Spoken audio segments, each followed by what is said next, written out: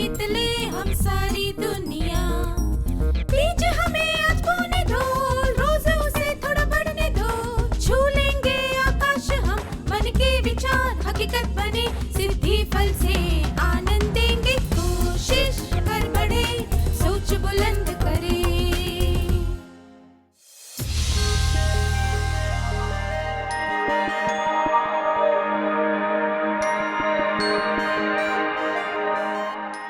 नमस्ते छात्रों, आशा है आपका दिन अच्छा था। आज के सत्र की शुरुआत करने के लिए मैं आपको कुछ चित्र दिखाऊंगा। आपको इन्हें ध्यान से देखना है। मुझे यकीन है कि आप पहचान गए होंगे कि ये किस चीज के बारे में है। क्या आप में से कोई खड़े होकर बता सकता है कि इन सब चित्रों में क्या समानता है?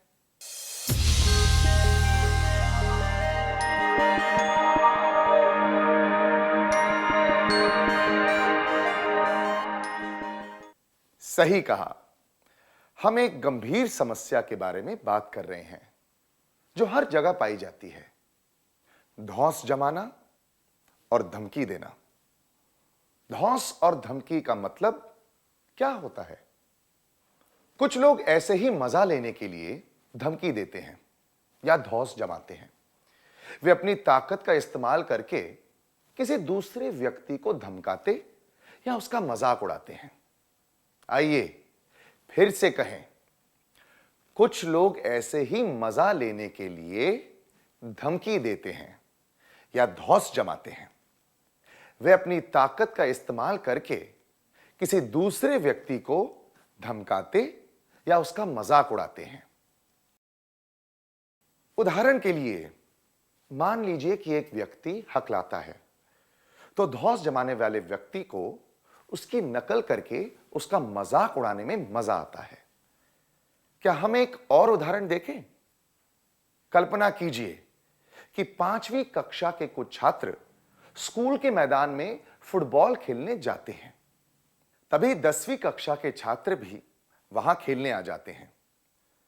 वे उन्हें कहते हैं कि फुटबॉल हमारे जैसे बड़े लोगों का खेल है, यहां से भाग जाओ और जाकर लुक्का छिपी खेलो। धौंस या धमकी केवल दो लोगों के बीच नहीं होती, दो समूहों के बीच भी हो सकती है। कभी कभी एक समूह किसी व्यक्ति को धमका सकता है या फिर इसका उल्टा भी हो सकता है। हम सब ने कभी ना कभी धौंस या धमकी का सामना किया होगा, है ना?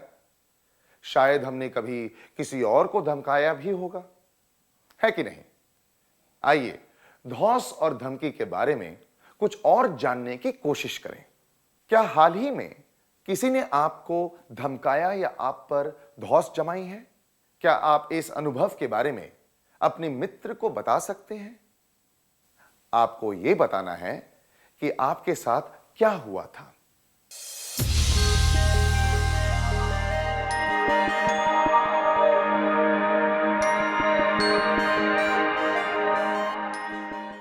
धन्यवाद। धौंस और धमकी बोलकर दी जा सकती है और कुछ करके भी। अगर केवल बोलकर धौंस जमाई जाए या धमकी दी जाए तो वह शाब्दिक होती है, पर जब कुछ करके धमकी दी जाए तो वह शारीरिक धमकी कहलाती है। शाब्दिक धौंस और धमकी ये भावनाओं को ठेस पहुंचाती है। इसके कुछ उदाहरण हैं। कोई नाम लेकर चिढ़ाना, अपमान करना, मजाक उड़ाना, बदनाम करना, अफवाह फैलाना, धमकी देना। शारीरिक धमकी से चोट लग सकती है, दुख पहुंचता है और किसी की संपत्ति को नुकसान भी हो सकता है। क्या हम इसके कुछ उदाहरण देखें? अब स्क्रीन पर एक तालिका दिखाई जाएगी। तालिका की एक तरफ धौंस और धमकी के प्रकार होंगे और दूसरी तरफ उसके प्रभाव होंगे। अगर केवल मन पर उसका प्रभाव पड़ता हो तो आपको मन कहना है। अगर मन और संपत्ति पर उसका प्रभाव पड़ता हो तो आपको मन और संपत्ति कहना है। आशा है कि अब आप समझ गए होंगे। क्या आप तैयार हैं? धौंस और धमकी के प्रकार। शरीर पर, मन पर, संपत्ति पर। किसी चीज से मारना, घूसा मारना, झगड़ना, क्रोध में जोर जोर से कुछ कहना, किसी को खरोचना, चिकोटी काटना, किसी को लात मारना, धक्का देना, अलग करना, बाहर निकालना, छीनना, चीजें तोड़ना।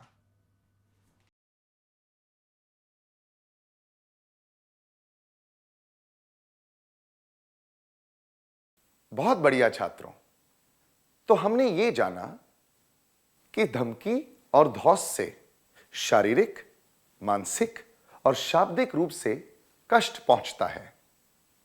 आइए अब जानें कि सताए हुए व्यक्ति पर इसका क्या असर पड़ता है। जब किसी ने आपको धमकाया या धौंस जमाई तो आपको कैसा लगा? आपको इस भावना से संबंधित शब्द एक कागज पर लिखने हैं। उदाहरण के लिए, अगर किसी ने आपको धमकाया और आपको उससे डर लगा तो आपको डर लिखना है।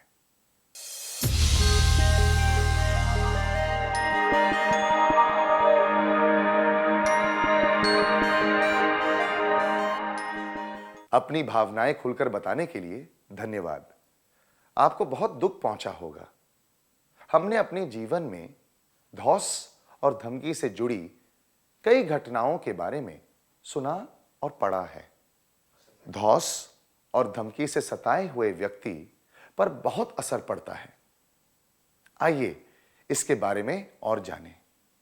सताए हुए व्यक्ति पर किस तरह का असर पड़ता है? गहरी उदासी, डर, अकेलापन, चिंता, आत्मसम्मान की कमी, शारीरिक बीमारियां, आत्महत्या करने के विचार। आमतौर पर हम धौंस और धमकी पर ज्यादा ध्यान नहीं देते, पर कभी-कभी इसका असर हमेशा के लिए रह जाता है।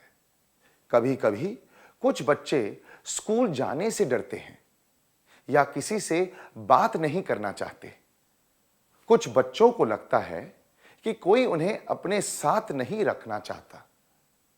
इस वजह से वे चिंतित और परेशान रह सकते हैं। इससे उनका आत्मविश्वास कम हो सकता है। इससे उनकी सेहत पर भी असर पड़ सकता है, जैसे कि बार-बार सिर दर्द होना या फिर कोई और तकलीफ। संवेदनशील व्यक्ति गहरी उदासी का शिकार बन सकते हैं। कुछ लोगों के मन में आत्महत्या करने के विचार भी आ सकते हैं। तो हमने जाना कि सताए हुए व्यक्ति पर किस तरह के प्रभाव पड़ सकते हैं। लोग दूसरों को धौंस या धमकी क्यों देते हैं? इसके कई कारण हैं। आइए यह जानने के लिए हम एक परिस्थिति पर ध्यान दें। निशा और मान्या अच्छे दोस्त हैं। वे दोनों बहुत अच्छा भाषण देते हैं। उन्होंने स्कूल में और स्कूल के बाहर बहुत प्रतियोगिताएं जीती हैं। अनीता में ये कौशल नहीं है, इसलिए वह दोनों को बातूनी कहकर चिढ़ाती हैं। कुछ लोगों को यह सुनकर मजा आता है, इसलिए वे अनीता को उकसाते हैं ताकि वह निशा और मान्या को चिढ़ाए। अनीता निशा और मान्या को धमकाती है कि अगर उन्होंने चिढ़ाने वाली बात शिक्षिका को कही तो वह उन्हें पीटेगी। एक दिन एक प्रतियोगिता में मान्या निशा से हार जाती है। फिर मान्या भी अनीता के साथ निशा का मजाक उड़ाने लगती है, पर निशा उनकी बात पर ध्यान नहीं देती। इस उदाहरण से क्या आप समझ पाएं कि धमकी और धौंस की शुरुआत कैसे होती है? क्या हम उन कारणों की सूची बनाएं जिनकी वजह से धमकी और धौंस की शुरुआत होती है? खुद को दूसरों से कम समझना, लोगों के बीच में जो अंतर या भेदभाव होते हैं उन्हें स्वीकार न कर पाना, ऐसा मानना कि धौंस और धमकी देने में मजा आता है,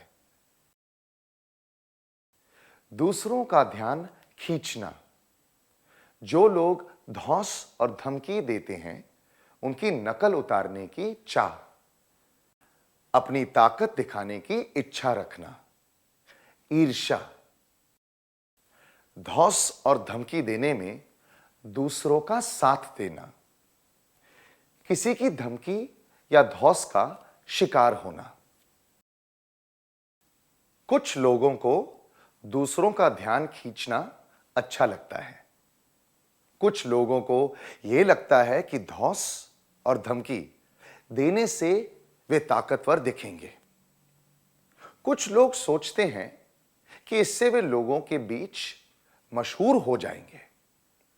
कभी कभी ईर्ष्या की वजह से भी लोग ऐसा करते हैं। जब वे किसी के पास कोई अच्छी चीज देखते हैं, जैसे कि पेन या पेंसिल, तो वो जबरदस्ती उसे पाना चाहते हैं। कभी कोई कमजोर व्यक्ति मिल जाए तो अपनी ताकत दिखाने के लिए लोग उसे दूसरों से अलग करने की कोशिश करते हैं। किसी व्यक्ति के तौर तरीके औरों से अलग हों तो कुछ लोगों को उसे चिढ़ाने में मजा आता है। कुछ लोग बदला लेने के लिए दूसरों को बदनाम करते हैं और उनके बारे में उल्टी सीधी बातें कहते हैं। कुछ लोगों के परिवार में कोई हिंसा हुई हो या उनका बचपन दुखी रहा हो तो उस वजह से भी लोग ऐसा करते हैं। कुछ लोग ऐसे भी होते हैं जिन्हें ऐसा करने में आनंद आता है, पर ज्यादातर लोग ऐसे ही मजा लेने के लिए धौंस और धमकी वाले काम करते हैं। वे ये नहीं जानते कि ऐसा करने से किसी पर हमेशा के लिए बुरा असर पड़ सकता है। आइए अब हम धौंस और धमकी के प्रभाव को समझने के लिए एक कार्यकलाप करें। अब मन में उन घटनाओं के बारे में सोचिए जब आपने किसी को धमकी या धौंस से परेशान किया था। क्या आप इसके बारे में अपने दोस्तों को बता सकते हैं? जो लोग ये बात दूसरों को नहीं बताना चाहते, वे कुछ मिनटों के लिए इसके बारे में मन में सोच सकते हैं।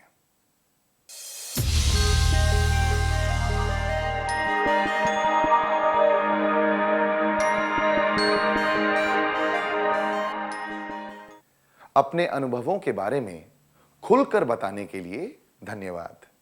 धौंस और धमकी वाले काम दो धारी तलवार की तरह होते हैं। इससे धौंस जमाने वाले और धौंस सहने वाले व्यक्ति दोनों पर नकारात्मक असर पड़ता है।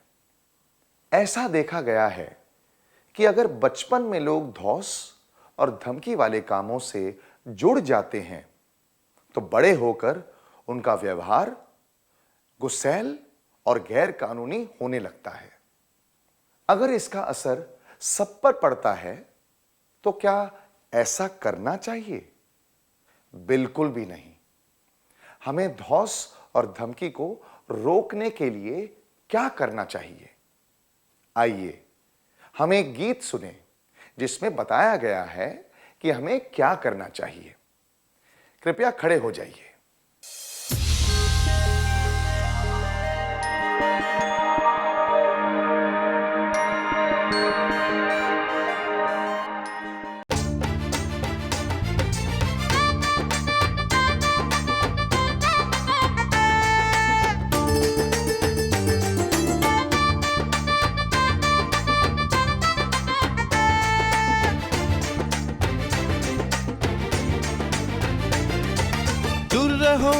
दूर रहो, असभ्यता से दूर रहो, अंकुर से उखेड़ो उसको, अंकुर से उखेड़ दो। दूर रहो असभ्यता से दूर रहो। अंकुर से उखेड़ो उसको, अंकुर से उखेड़ दो।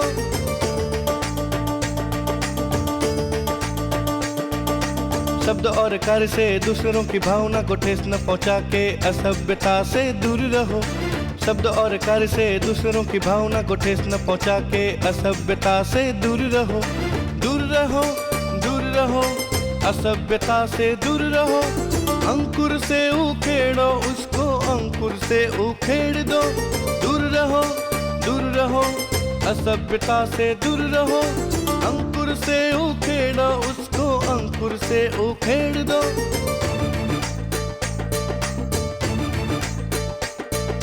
बात करके, विनती करके, आदर करके असभ्यता से दूर रहो। बात करके, विनती करके, आदर करके असभ्यता से दूर रहो।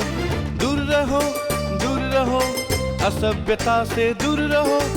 अंकुर से उखेड़ो उसको, अंकुर से उखेड़ दो। दूर रहो असभ्यता से दूर रहो। अंकुर से उखेड़ो उसको, अंकुर से उखेड़ दो।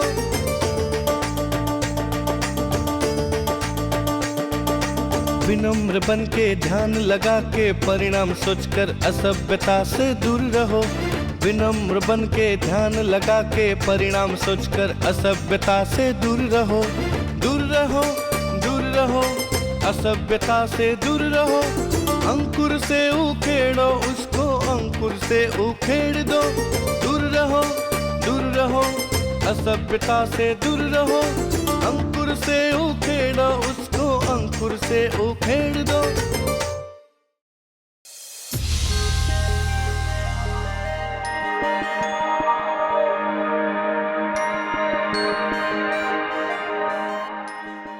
धन्यवाद।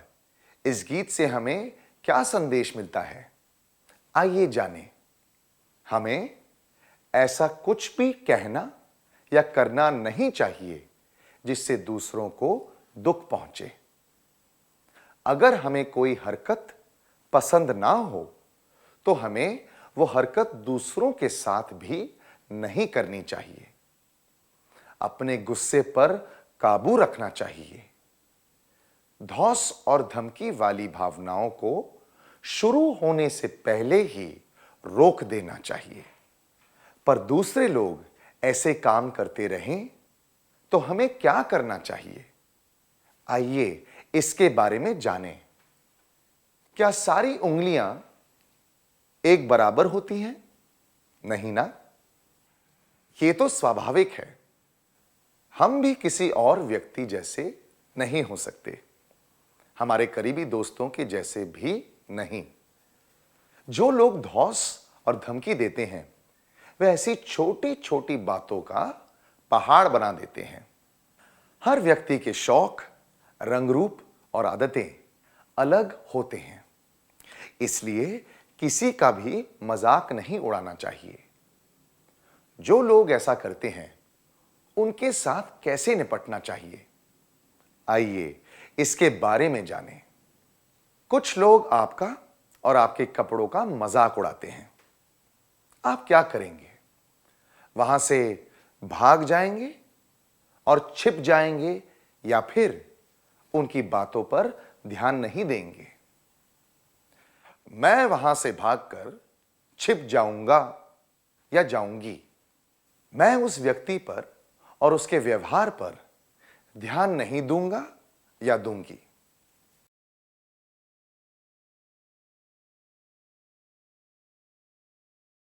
धौंस और धमकी से निपटना मुश्किल होता है, पर आपको यह याद रखना है कि परेशानी का कारण आप नहीं हैं, धौंस जमाने वाला व्यक्ति है। सुरक्षित महसूस करना आपका अधिकार है। ज्यादातर घटनाओं में धौंस जमाने वाले व्यक्ति पर ध्यान न देना ठीक रहता है। जब सामने वाला कमजोर पड़ जाता है तो इससे धौंस जमाने वाले व्यक्ति को ताकत मिलती है। पर आप उस पर ध्यान ही ना दें तो वो आपको परेशान करने का प्रयास छोड़ देगा। उदाहरण के लिए, राजेंद्र थोड़ा मोटा है, इसलिए उसके दोस्त उसे राजन लड्डू कहकर बुलाते हैं। उसे यह बात अच्छी नहीं लगती, पर बाद में उसने उन पर ध्यान देना छोड़ दिया। तब उन्होंने भी राजेंद्र को उस नाम से चिढ़ाना छोड़ दिया। हमें किसी भी धौंस और धमकी पर और धौंस जमाने वाले पर ध्यान नहीं देना चाहिए। फिर से कहिए, हमें किसी भी धौंस और धमकी पर और धौंस जमाने वाले पर ध्यान नहीं देना चाहिए। आपके ध्यान न देने के बावजूद अगर कोई व्यक्ति धौंस जमाता रहे तो आपको क्या करना चाहिए? क्या आप उसका मुकाबला करेंगे या फिर किसी समूह में शामिल होकर उससे बचने की कोशिश करेंगे? मैं उसका मुकाबला करूंगा या करूंगी। मैं किसी समूह में शामिल होकर उससे बचने की कोशिश करूंगी या करूंगा। आमतौर पर धौंस जमाने वाले लोग ऐसे लोगों को परेशान नहीं करते जो किसी समूह में हो। वे छोटे उम्र के लोगों को परेशान करते हैं जो अकेले घूम रहे हों या फिर नई जगह पर हो। अगर हम एक समूह में अपने दोस्तों के साथ हों तो धौंस जमाने वाले व्यक्ति शायद हम तक पहुंचने की कोशिश ना करें। क्या अब हम एक कार्यकलाप करें? कार्तिक अपनी नानी से मिलने जा रहा है। रास्ते में वो देखता है कि एक व्यक्ति दूर से किसी को धमका रहा है। तो व्यक्ति दौड़कर एक बस में चढ़ जाता है। कार्तिक देखता है कि धमकी देने वाला व्यक्ति उसकी तरफ आ रहा है। उसके डर से कार्तिक पास में खड़े कुछ लोगों के साथ जाकर खड़ा हो जाता है। क्या आप में से कुछ छात्र इसका अभिनय करके दिखा सकते हैं? कृपया स्वेच्छा से आगे आ जाएं।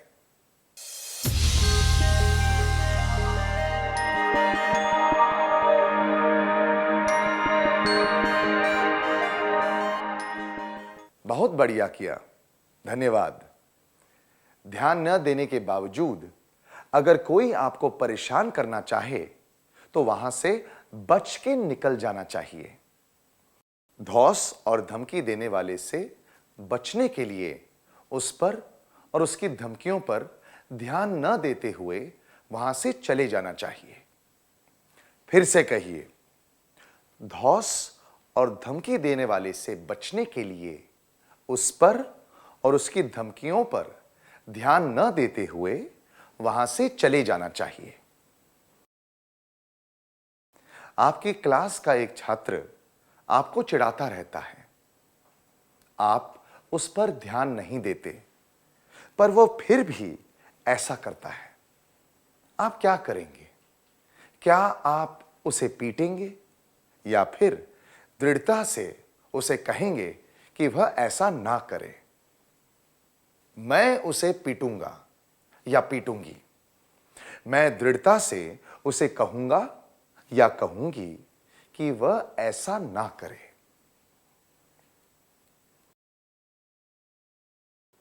कई लोग अपनी कमियों को छिपाने के लिए कठोर और ताकतवर दिखने की कोशिश करते हैं।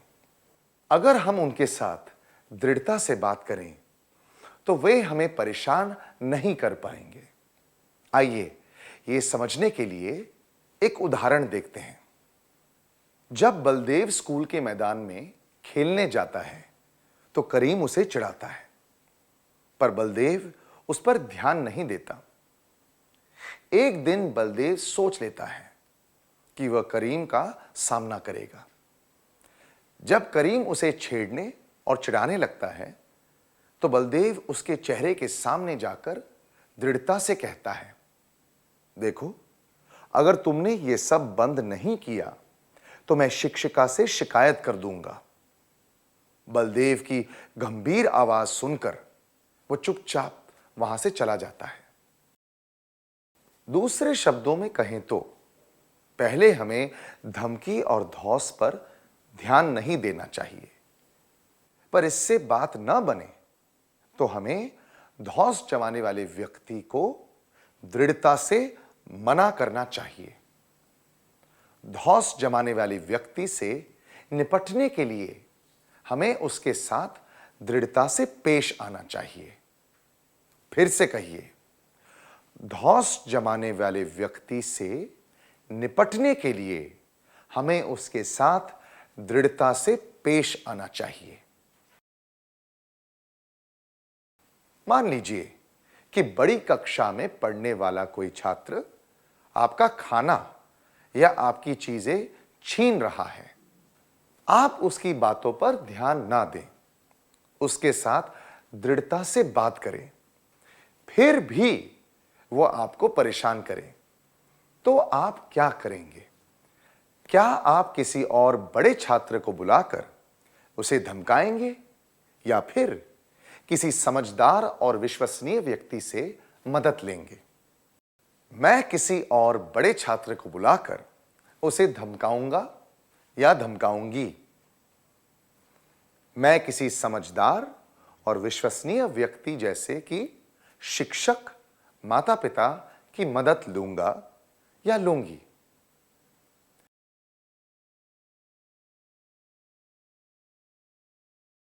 जब सारे तरीके अपनाने के बाद भी कोई आप पर धौंस जमाए तो बड़ों की मदद लेना ठीक रहता है। अगर आप अपनी परेशानी के बारे में बोलकर नहीं बता सकते तो उसे लिखकर समझाया जा सकता है। अगर आपको लगे कि बात बहुत गंभीर है तो आप पुलिस की मदद भी ले सकते हैं। किसी और छात्र को बुलाकर दूसरों को धमकाना उचित नहीं होगा। ऐसा करने से जरूरी नहीं है कि दूसरा व्यक्ति आपको परेशान करना बंद कर दे। धमकी और धौंस से निपटने के लिए किसी और को धमकी देना उचित नहीं होगा। इससे समस्या और बढ़ सकती है। इसलिए बड़ों की मदद लेना ही सबसे अच्छा होता है। धौंस जमाने वाले व्यक्ति से निपटने के लिए हमें बड़ों की मदद लेनी चाहिए जिन पर हमें विश्वास हो। आइए फिर से कहें, धौंस जमाने वाले व्यक्ति से निपटने के लिए हमें बड़ों की मदद लेनी चाहिए जिन पर हमें विश्वास हो। तो अब आप समझ गए होंगे कि किसी व्यक्ति या समूह द्वारा दी गई धमकी और धौंस से कैसे निपटना चाहिए। क्या आप में से कोई छात्र धौंस से निपटने के तरीकों को एक बार दोहराएगा?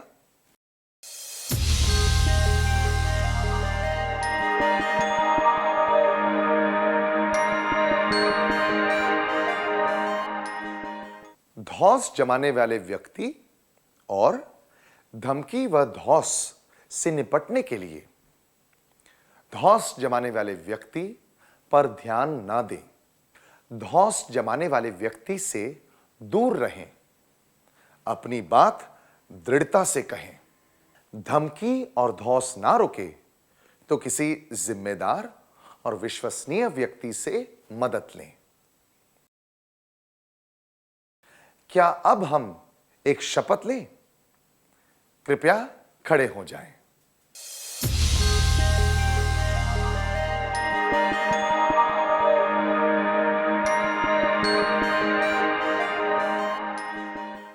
कृपया खड़े हो जाएं। सीधे खड़े हो जाओ। सामने देखिए। अपना सीधा हाथ छाती पर रखिए। अब मैं शपथ पढ़ूंगा या पढ़ूंगी। कृपया तेज और स्पष्ट आवाज में मेरे बात दोहराइए। आप तैयार हैं? सभी छात्र मेरे मित्र हैं। सुरक्षित महसूस करना सबका अधिकार है। इसलिए हम कभी भी किसी को नहीं धमकाएंगे, ना ही किसी पर धौंस जमाएंगे। अगर कोई हमें धमकाए या हम किसी और को धमकी या धौंस का शिकार बनते देखें तो हम दृढ़ता से उसे रोकेंगे। अगर इससे परेशानी दूर ना हो तो हम किसी विश्वसनीय व्यक्ति की मदद लेंगे।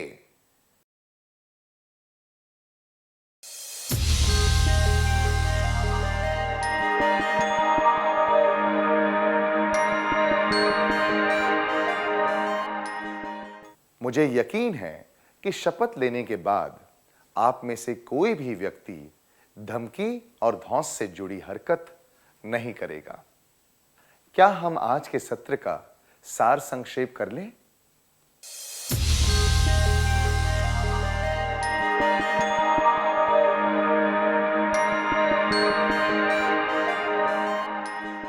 कुछ लोग ऐसे ही मजा लेने के लिए धमकी देते हैं या धौंस जमाते हैं।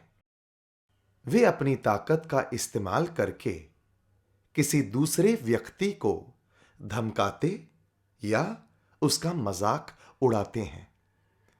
धमकी और धौंस शाब्दिक या शारीरिक हो सकते हैं। इनसे शरीर, मन और संपत्ति को हानि पहुंचती है। धौंस जमाने वाले व्यक्ति लोगों का ध्यान खींचना चाहते हैं। कुछ लोग अपनी कमियों को छिपाने के लिए आक्रामक व्यवहार करते हैं। धौंस और धमकी वाले काम दो धारी तलवार की तरह होते हैं। इसमें धौंस जमाने वाले और धौंस सहने वाले दोनों व्यक्तियों पर नकारात्मक असर पड़ता है। समानुभूति और मैत्रीपूर्ण वार्तालाप द्वारा धमकी और धौंस को दूर रखा जा सकता है। धमकी और धौंस से निपटने के कुछ आसान तरीके हैं। ध्यान न देना, दूर रहना, दृढ़ता से बात करना और विश्वसनीय लोगों की मदद लेना। बहुत अच्छी तरह सार संक्षेप किया। क्या अब हम कुछ गृह कार्य लिख लें ताकि हमें ये बातें अच्छी तरह याद रहें?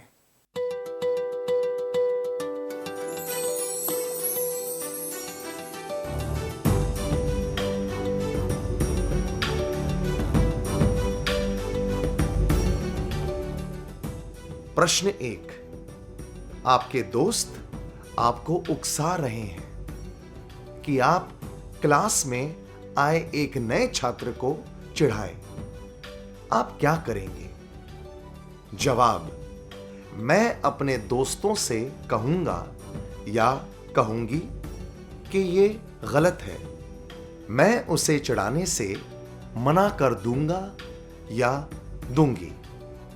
मैं अपने दोस्तों के साथ उसे चिढ़ाऊंगा या चिढ़ाऊंगी। प्रश्न 2। आपके एक दोस्त को भूलने की आदत है, इसलिए आपके दूसरे दोस्त उसे चिढ़ाते हैं। आप क्या करेंगे? जवाब: मैं चुपचाप बैठा रहूंगा या रहूंगी। मैं अपने दोस्तों को चेतावनी दूंगा या दूंगी कि उन्हें ऐसा नहीं करना चाहिए। मैं अपने दोस्तों के साथ उसे चिढ़ाऊंगा या चिढ़ाऊंगी। प्रश्न 3। स्कूल के कुछ बड़े छात्र रोज आपके खाने का डिब्बा छीनकर ले जाते हैं।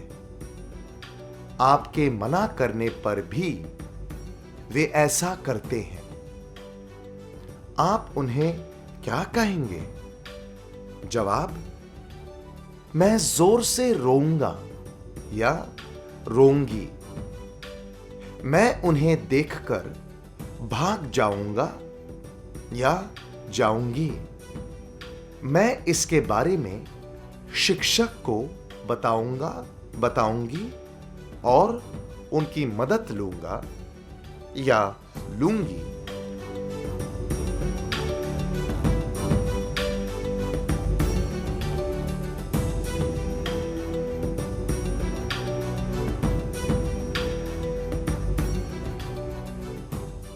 आपको इन सब प्रश्नों के उचित उत्तर चुनकर लाने हैं। अगली क्लास में हम इनके बारे में चर्चा करेंगे, ठीक है? क्या हम सत्र समाप्त करने से पहले आज का गीत फिर से गाएं? कृपया खड़े हो जाइए।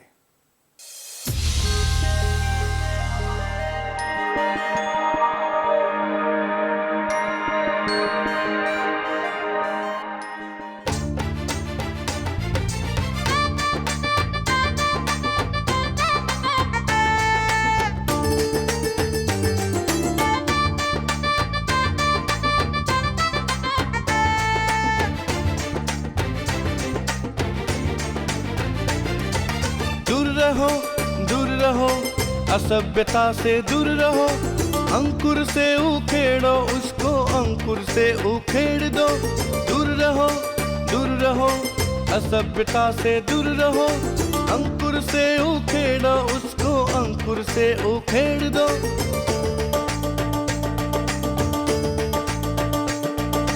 शब्द और कार्य से दूसरों की भावना को ठेस न पहुंचा के असभ्यता से दूर रहो।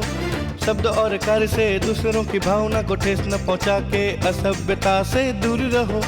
दूर रहो, असभ्यता से दूर रहो, अंकुर से उखेड़ो उसको, अंकुर से उखेड़ दो। दूर रहो, असभ्यता से दूर रहो, अंकुर से उखेड़ो उसको, अंकुर से उखेड़ दो।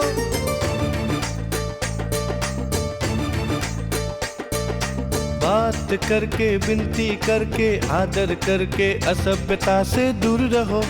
बात करके, विनती करके, आदर करके असभ्यता से दूर रहो। दूर रहो, असभ्यता से दूर रहो, अंकुर से उखेड़ो उसको, अंकुर से उखेड़ दो।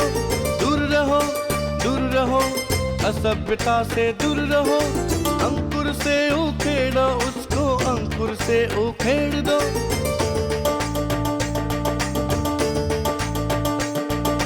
विनम्र बन के ध्यान लगा के परिणाम सोचकर असभ्यता से दूर रहो। विनम्र बन के ध्यान लगा के परिणाम सोचकर असभ्यता से दूर रहो। दूर रहो, असभ्यता से दूर रहो, अंकुर से उखेड़ो उसको, अंकुर से उखेड़ दो।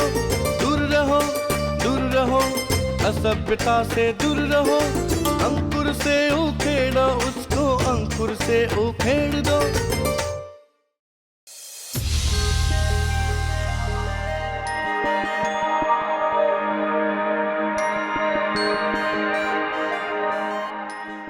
धन्यवाद। नमस्ते छात्रों, फिर मिलेंगे। छात्रों, आपका फिर से स्वागत है। क्या हम पिछले सत्र में दिए गए प्रश्नों के जवाब जांच लें?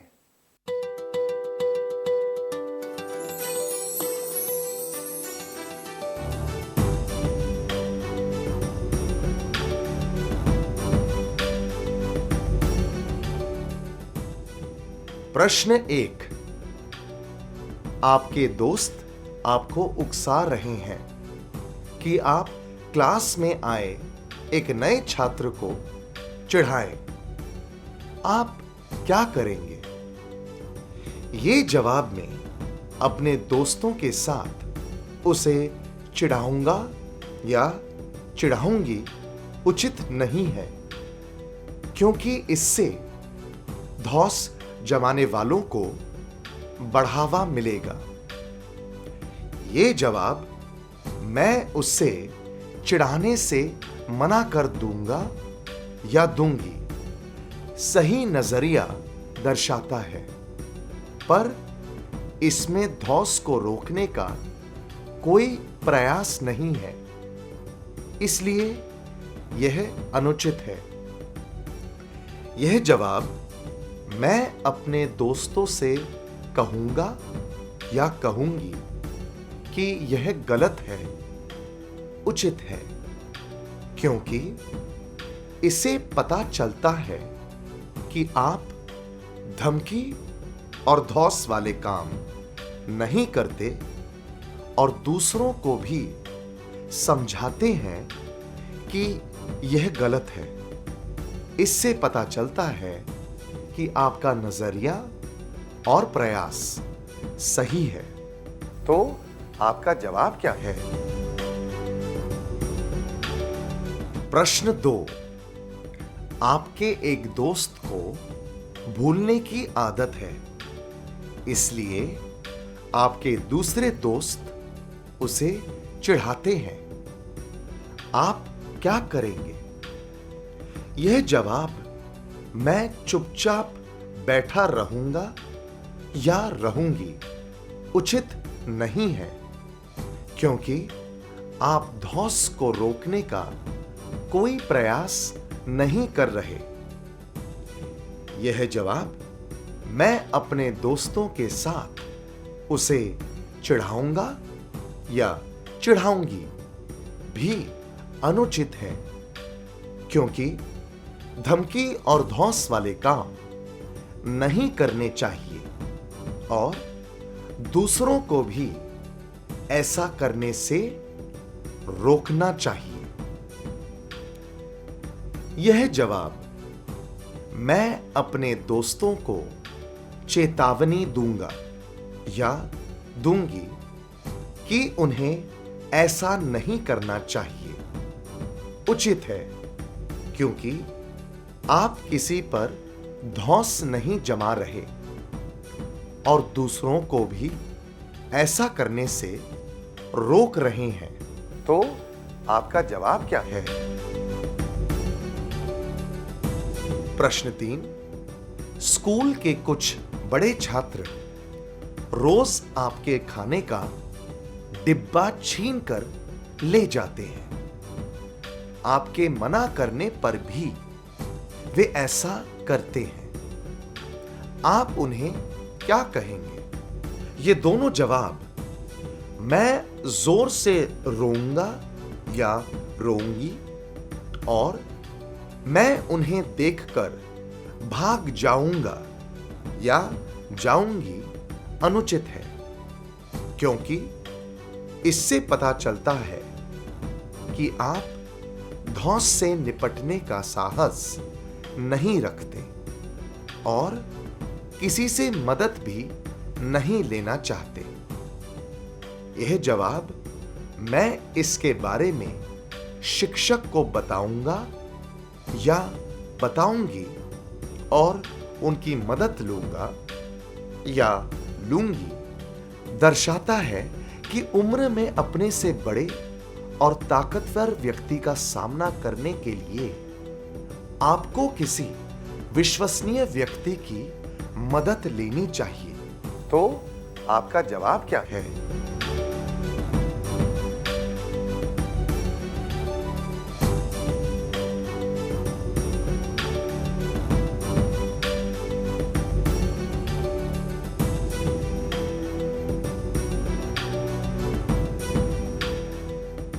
अगर आपने सारे सही जवाब चुने थे तो यह बहुत बढ़िया बात है। अगर नहीं तो अगली बार के लिए शुभकामनाएं। क्या हम अगले सत्र की ओर बढ़ें?